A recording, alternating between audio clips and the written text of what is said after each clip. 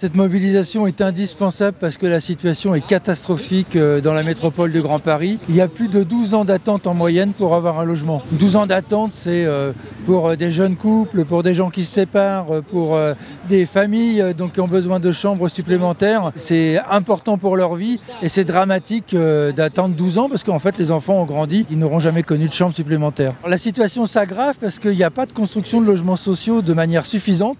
Il y a des villes qui refusent d'en construire, donc ça bloque le système du logement social. Les gens n'en sortent plus à cause du coût dans le libre et l'impossibilité d'acheter puisque le prix du mètre carré dans la métropole du Grand Paris, entre 5 000 et 15 000 euros le mètre carré. Qui, avec un salaire normal, peut se payer ce type de logement? Et donc le logement social est le seul recours pour permettre aux gens normaux, comme je dis, aux salariés, de pouvoir vivre dans la métropole du Grand Paris. Et si, comme dans les Hauts-de-Seine, il y a 20 villes qui ne construisent pas de logements sociaux, qui en ont moins de 20%, si ça continue, c'est une situation catastrophique pour les habitants. La solution, c'est que l'État impose la construction de logements sociaux dans le flux, c'est-à-dire qu'il est faux de dire qu'il n'y a pas de place pour construire des logements. Ces villes qui refusent de construire de logements sociaux construisent de la copropriété en pagaille. Les années passées, il s'est construit plus de logements que ce que l'État demandait.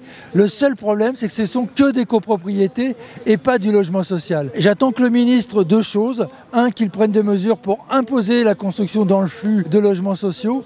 Et deux, dégage des finances et pour la construction et pour la rénovation énergétique des logements, parce qu'il y a aussi cette question importante de faire baisser les charges dans les logements sociaux et pour une raison écologique, dépenser moins d'énergie.